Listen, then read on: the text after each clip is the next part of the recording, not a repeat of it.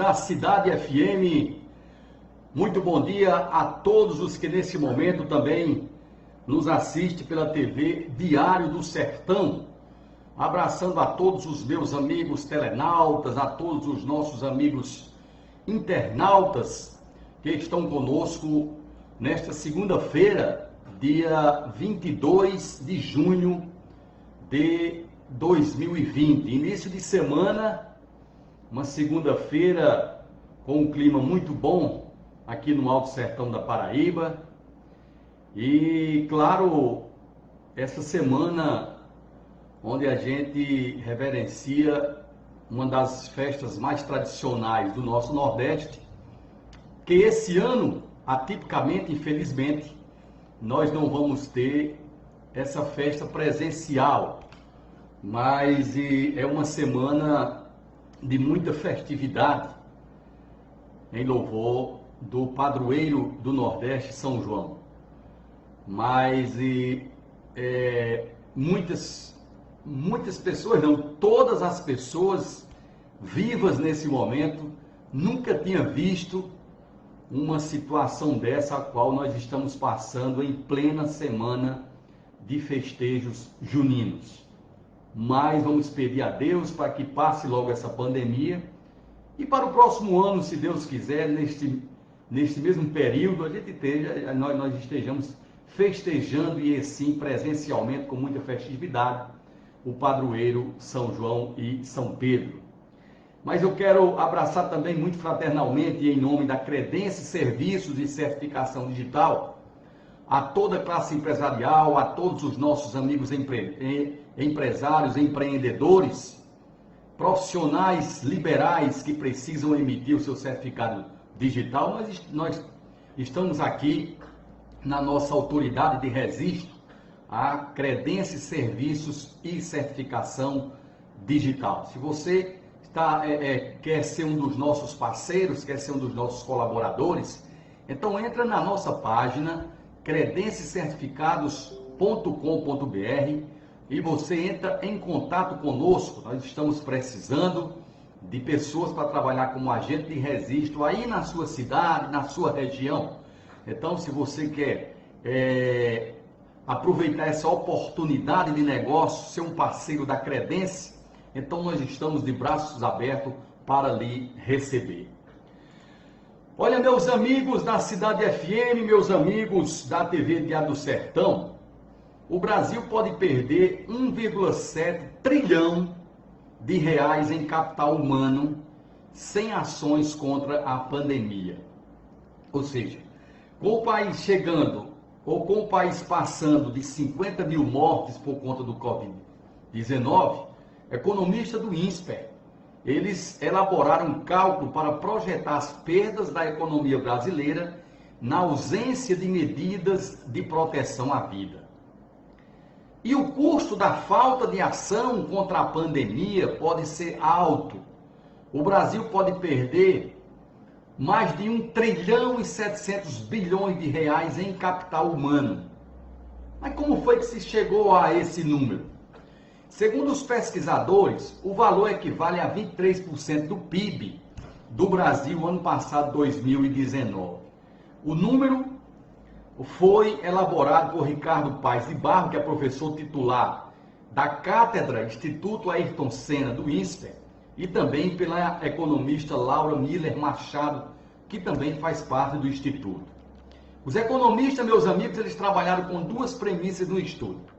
O que aconteceria caso nenhuma ação fosse tomada para conter o estágio pelo vírus, com a paralisação do comércio e suspensão das aulas, e se a contaminação atingisse 3/4 da população brasileira. Nesse exercício projetaram algo em torno de 965 mil mortes, sendo 79% do grupo acima de 60 anos. Considerando os anos de vida, considerando os anos perdidos de vida, os economistas eles calcularam a grande perda de capital humano. E segundo Paes de Barros, exercícios mostram que vale a pena a atual parada na economia para proteger vidas. Ele diz também, ou ele considera também, que será necessário buscar formas futuras para compensar as medidas para preservar vidas durante essa pandemia, pois os jovens podem perder renda ao longo da vida devido ao atraso no desenvolvimento educacional. Por conta disso, meus amigos, um artigo esse final de semana, pela Folha de São Paulo, dá conta dos erros em séries que turbinaram a crise econômica na pandemia. Ou seja, mais de 3 meses de pandemia do Covid-19 e milhares de pequenos empresários brasileiros ainda se sentem desamparados ao buscar recursos.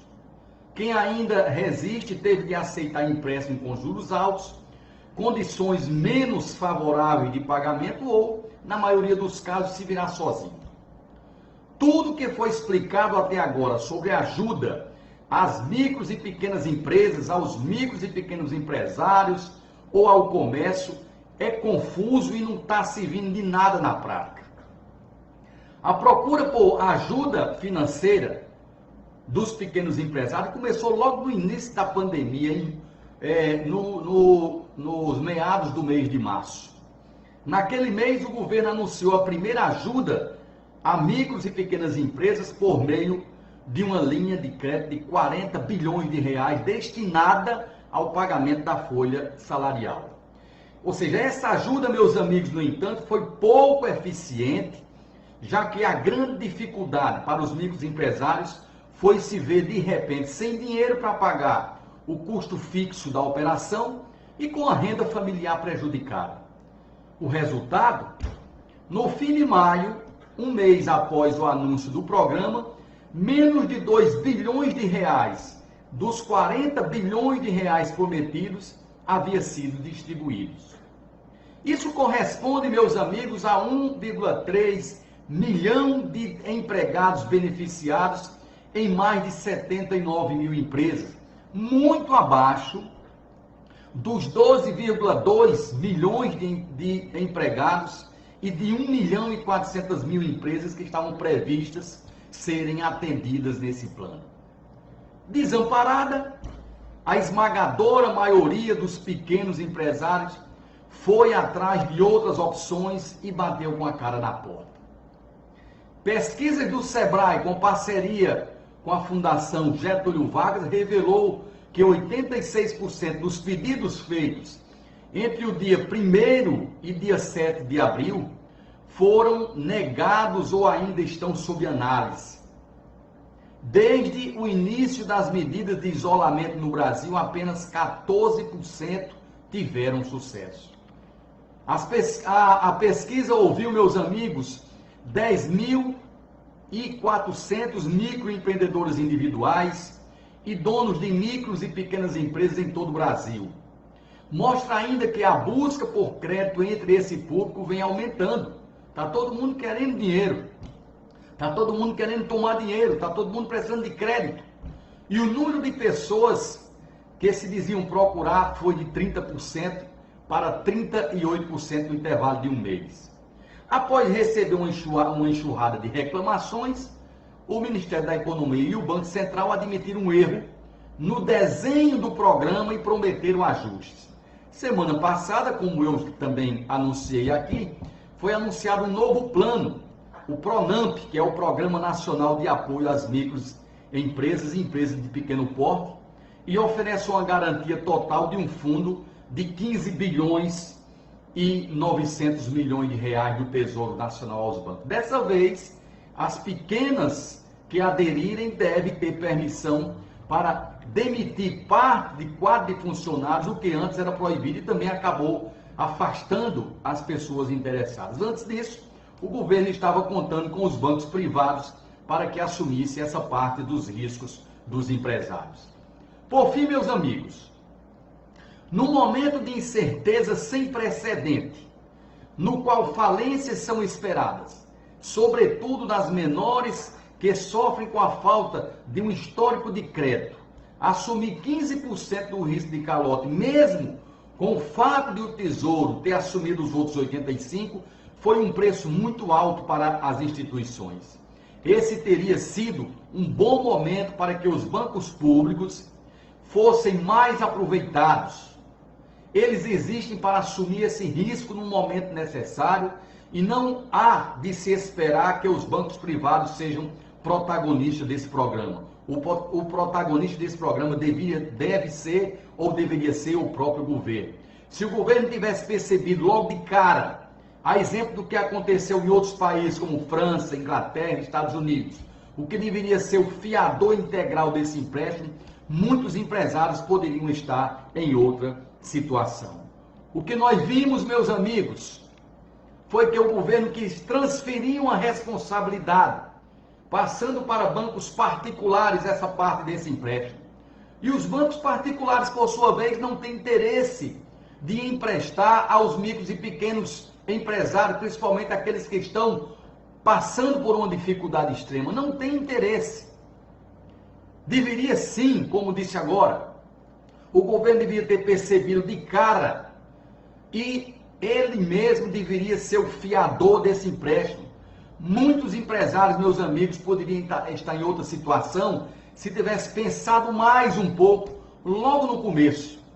O que está acontecendo hoje é que muitas empresas estão fechando, estão quebrando e o governo ainda está longe de uma situação para resolver todo esse problema. Abraçando ao meu querido Solaniel Rangel lá em Fortaleza e abraçando a todos os meus amigos, os telenautas e os telespectadores da TV Diário do Sertão, prometendo, se Deus quiser, amanhã, neste mesmo horário, neste mesmo canal, estar de novo, ou novamente, com mais um momento Mensagem Empresarial. Grande abraço, até lá, tchau.